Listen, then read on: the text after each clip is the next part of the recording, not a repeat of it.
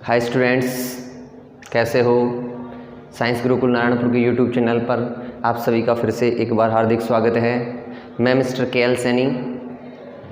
आज आपको जो पिछले वीडियो में हमारी अधूरी रह गई थी पोएम, जिसका नाम है माई गुड राइट हैंड, उसका सेकंड पार्ट पढ़ाऊँगा।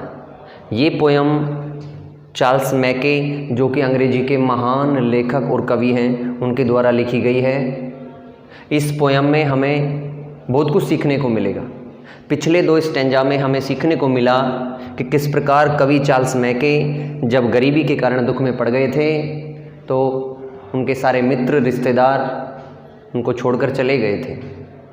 वो मित्र और रिश्तेदार जो कभी उनके पास रहा करते थे, बड़ी बड़ी बातें करते थे, वो जब मुसीबत आई तो वो छोड़कर चले गए। तो ये जो कविता है वो हमें वर्तमान की परिस्थितियों के बारे में बताती है कि आज की इस दुनिया में ऐसे बहुत सारे लोग हैं जो पैसा होने पर तो हमारे पास रहते हैं और गरीब स्थिति में हमें छोड़कर चले जाते हैं। और कवि ऐसे लोगों के ऊपर ही इस कविता का निर्माण किया है व्यंग्यात्मक तरीके से। तो उसका तीसरा स्टैंजा हमारे पास है, माई कोरेज रिवाइव्ड। माई कोरेज रिवाइव्ड। कवि कहते हैं कि माई कोरेज, मेरा साहस, कोरेज यानी साहस, हिम्मत, रिवाइव्ड पुनर्जीवित हो गई, जागृत हो गई, कि मेरे अंदर जो साहस था वो जागृत हो गया जब कवि के सारे मित्र छोड़कर चले गए थे और कवि ने ये डिसाइड कर लिया था कि अगर वो जाते हैं तो जाने दो, मेरे पास अभी भी एक मित्र है जो मेरी मदद करेगा। और वो मित्र कौन था? कवि का दायां हाथ, यानी कवि की अपनी मेहनत। कवि ने कहा था पिछले स्टैंजा में कि मैं ईश्वर पे भरोसा करूंगा, अपनी मेहनत पे भरोसा करूंगा और कठिन परिश्रम करूंगा। कोरेज रिवाइव्ड, मेरा साहस पुनर्जीवित हो गया। इन माई फॉर्चून्स डेस्पाइट, इन माई फॉर्चून्स डेस्पाइट, मेरे भाग्य के बावजूद। यानी जिस प्रकार का भाग्य चल रहा था, कवि का कैसा भाग्य चल रहा था, जब मुसीबत में पड़ गया तो जाहिर सी बात है कि वो भाग्य अच्छा नहीं था। तो उस बुरे भाग्य के, उस दुर्भाग्य के बावजूद भी कवि का साहस पुनर्जीवित हो गया, कवि के अंदर कुछ करने की हिम्मत आ गई। एंड माई हैंड, और मेरा हाथ। जब कवि का पुनर्विश्वास, आत्मविश्वास, साहस, ये सारा का सारा सेल्फ कॉन्फिडेंस, ये सारा का सारा पुनर्जीवित हो गया तो कवि कहते हैं कि मेरा हाथ वाज था एज स्ट्रॉन्ग, इतना मजबूत, एज जितनी माई स्पिरिट, मेरी अंतर आत्मा, मेरा मन वाज लाइट, चमक रहा था। स्पिरिट यानी आत्मा या मन, अंतरात्मा, कि कवि का हाथ भी उतना ही मजबूत हो गया जितनी उसकी अंतरात्मा चमक रही थी, अंतरात्मा प्रफुल्लित हो रही थी। इट रेज्ड मी, कवि कहता है कि जब मेरी अंतरात्मा प्रफुल्लित हो गई, मेरा हाथ मजबूत हो गया, यानी मुझ में मेहनत करने की हिम्मत आ गई, तो इट रेज्ड मी, उसने मुझे उठाया। कवि ने जब बहुत सारी अच्छी मेहनत की प्रसन्नता के साथ में, तो उसी मेहनत ने, रेज्ड मी, मुझे उठाया फ्रॉम द सोरो, दुखों से। तो उसी मेहनत ने, उसी मेरे दाएं हाथ ने, जब मैंने मेहनत की तो मुझे दुखों से ऊपर उठाया, यानी जिस संकट में मैं फंस गया था उस संकट से बाहर निकाला। उस दलदल से, जिस दलदल में मैं फंस गया था, गरीबी के दलदल में, उस दलदल से मुझे उसी दाएं हाथ ने निकाला, उसी मेरी कड़ी मेहनत ने निकाला। इट सेव्ड मी, उसने मुझे बचाया, फ्रॉम पेन, पीड़ा से। पेन यानी पीड़ा या दर्द। उसने मुझे पीड़ा से बचाया, दुखों से उठाया, संकट से उबारा।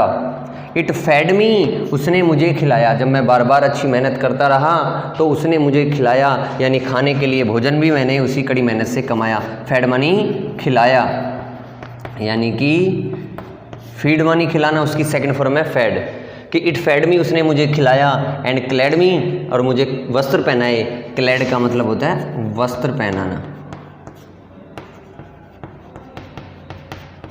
क्लैड का मतलब क्या होता है? वस्त्र पहनाना। अगेन एंड अगेन, बार बार, उसी ने मुझे बार बार वस्त्र पहनाए। यानी कहने का मतलब है कि कवि ने जब पूरी तरह से हिम्मत कर ली थी कि अब मुझे कड़ी मेहनत ही करनी है, उस भाग्य के बावजूद भी तो कवि ने कड़ी मेहनत की, परिश्रम किया, और जब परिश्रम किया तो कवि का हाथ इतना मजबूत हो गया जितनी उसकी आत्मा प्रफुल्लित हो गई अच्छी मेहनत करके। उस मेहनत ने कवि को सोरो यानी दुखों से बाहर निकाला, दुखों से ऊपर उठाया, संकट से उबारा, पीड़ा से बचाया। और कवि कहता है कि उसी मेहनत ने मुझे खाना खिलाया, वस्त्र पहनाए, अगेन एंड अगेन, बार बार मैं मेहनत करता रहा, बार बार अच्छी मेहनत करके, और मैं उस संकट से बाहर आ गया। फिर कवि कहता है कि जब मैं संकट से बाहर आ गया, मेरे पास पहले ही जैसी सुख सुविधाएं हो गई, पहले जैसे मैं प्रोस्पीरियस हो गया, समृद्ध हो गया, अच्छे पैसे आ गए, यानी कहने का मतलब सारी परिस्थितियां मेरे पास ठीक उसी प्रकार हो चुकी थी जैसे पहले थी, यानी परिस्थितियां अब मेरे अनुकूल हो चुकी थी। तो अब नेक्स्ट जो स्टेंजा है वो बड़ा ही इंपॉर्टेंट है कि द फ्रेंड्स, वो मित्र, कौन से मित्र? वो मित्र हूँ जो हैड लेफ्ट मी, मुझे छोड़कर चले गए थे। कि वो मित्र जो मुझे छोड़कर चले गए थे, कब छोड़कर चले गए थे? जब कवि के पास बिल्कुल भी पैसे नहीं थे, गरीब स्थिति में था, संकट में पड़ गया था, उस समय जो मित्र मुझे छोड़कर चले गए थे, केम बैक, वापस आ गए। एवरीवन, प्रत्येक, वो हर मित्र वापस आ गया। कब वापस आ गया? जब मैं पहले की तरह समृद्ध हो गया, पहले की तरह मेरे पास पैसे, धन दौलत अच्छी हो गई, सारी सुख सुविधाएं हो गई। एंड डार्केस्ट एडवाइजर्स, मित्र तो सारे के सारे वापस आ ही गए, डार्केस्ट एडवाइजर्स यानी कि मतलबी सलाहकार, जो लोग स्वार्थी सलाहकार थे, स्वार्थ के लिए मुझे सलाहें दिया करते थे, लुक्ड ब्राइट है, चमकीले दिखाई देने लगे, यानी खुश दिखाई देने लगे, प्रकाशित दिखाई देने लगे, एज द सन, सूर्य की तरह। कि जिस प्रकार सूर्य चमकदार होता है, सूर्य प्रकाश प्रदान करता है दूसरों को, ऐसे ही वो लोग जो मुझे अपने स्वार्थ के लिए कभी सलाह दिया करते थे, वो भी चमकीले, प्रफुल्लित दिखाई देने लगे सूर्य की तरह। एडवाइजर्स मनी सलाहकार, सलाह देने वाला। तो वो सारे के सारे स्वार्थी सलाहकार भी मुझे प्रफुल्लित, प्रसन्न दिखाई देने लगे। आई नीड देम, मुझे उनकी आवश्यकता थी। नीड मनी, आवश्यकता। क्या होता है नीड मनी? आवश्यकता। कि आई नीड देम, मुझे उनकी आवश्यकता थी, नो मोर, अब और नहीं। मुझे पता था कि वो सारे के सारे वापस आ गए, लेकिन जो संकट के समय मुझे छोड़कर चला गया, उसकी भला मुझे अब आवश्यकता थोड़ी थी। तो आई नीड देम नो मोर, मुझे उनकी आवश्यकता नहीं थी, एज जैसा कि दे ऑल, वो सारे के सारे अंडरस्टैंड, समझते थे। और इस बात को मैं ही नहीं समझता था, बल्कि वो सारे के सारे खुद भी समझते थे कि अब इसको हमारी आवश्यकता नहीं है। लेकिन भला वो तो स्वार्थी थे ना, स्वार्थ के लिए मेरे पास आ रहे थे सारे के सारे, तो मुझे उनकी अब और आवश्यकता नहीं थी। वो सारे के सारे ये बात समझते भी थे।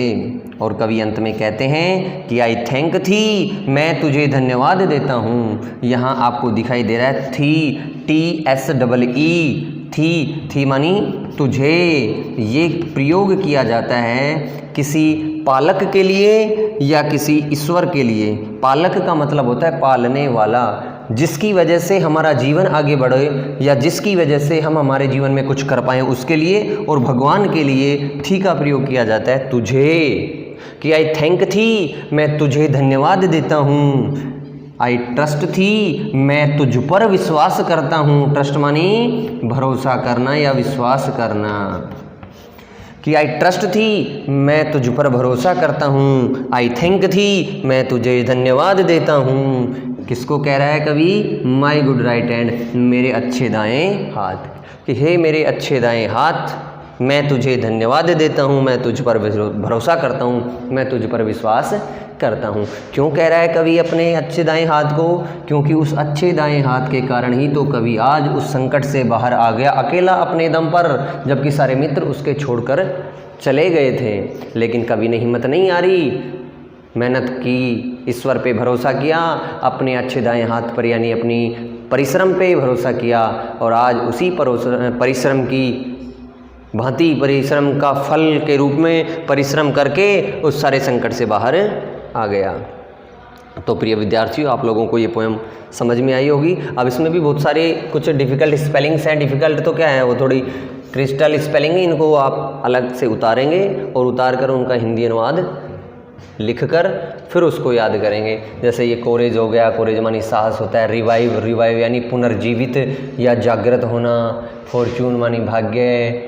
डेस्पाइट मानी के बावजूद, डेस्पाइट यानी के बावजूद।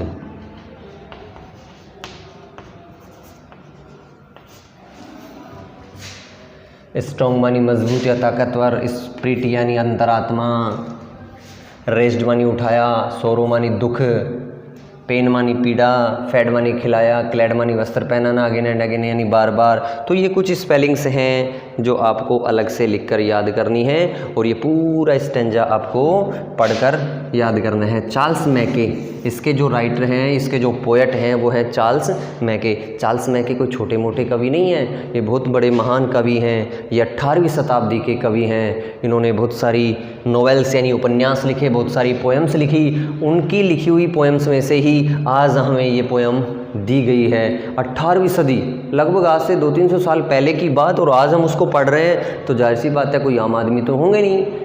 इसलिए चार्ल्स मैके की और भी पोएम हमें पढ़ने को मिलेंगी आगे चलकर, तो इस पोएम को हम अच्छे तरीके से याद कर लेंगे। तो प्रिय विद्यार्थियों, 2 स्टेंजा हमने पिछले वीडियो में पढ़ाए थे, 2 स्टेंजा ये हो गए, ये 4 स्टेंजा, ये पोएम कंप्लीट हुई। अब अगले वीडियो में हम अबाउट द पोएम पढ़ाएंगे, अबाउट द पोएट पढ़ाएंगे और इसके जो क्वेश्चन आंसर हैं वो सॉल्यूशन करेंगे। अगर आपने वीडियो को नहीं देखा है तो पूरा देखिए कृपया, और पूरा देखकर हमें लाइक और कमेंट करिए। कैसा लगा वीडियो ये कमेंट में बताइए, और अगर चैनल को सब्सक्राइब नहीं किया है तो चैनल को सब्सक्राइब भी कर दें ताकि आपको कक्षा 10 के नए नए वीडियोस प्राप्त होते रहें अंग्रेजी के। थैंक्स।